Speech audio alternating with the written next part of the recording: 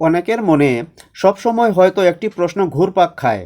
আকাশপথে বিমান এক দেশ থেকে অন্য দেশে যেতে হলে বেশিরভাগ ক্ষেত্রে সমুদ্রের উপর দিয়েই যেতে হয়। এর কারণ কি? আসলে এর পেছনে কয়েকটা বৈজ্ঞানিক ও ব্যবহারিক কারণ রয়েছে। পৃথিবী গোল হওয়ায় আকাশপথে সবচেয়ে কম দূরত্বের পথকে বলা হয় গ্রেট সার্কেল রুট।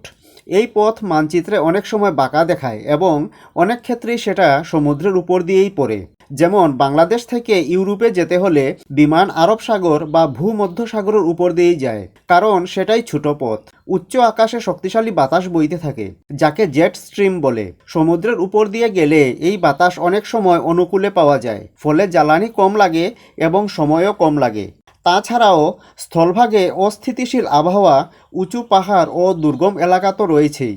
সমুদ্রের উপর আকাশ তুলনামূলক খোলা ও স্থির, তাই অনেক সময় এটি নিরাপদ ও সুবিধাজনক। তাছাড়াও বিশ্বজুড়ে নির্দিষ্ট এয়ার করিডোর বা আকাশপথ আছে। সমুদ্রের উপর এসব পথে বিমান চলাচলে কম জটলা হয় এবং এক দেশের আকাশসীমার অনুমতির ঝামেলা কমে। সংক্ষেপে বলা যায়, বিমান সমুদ্রের উপর দিয়ে যায় কারণ সেটা সবচেয়ে ছোট পথ, বাতাসের সুবিধা পাওয়া যায়, নিরাপদ এবং আন্তর্জাতিকভাবে পরিকল্পিত আকাশপথ।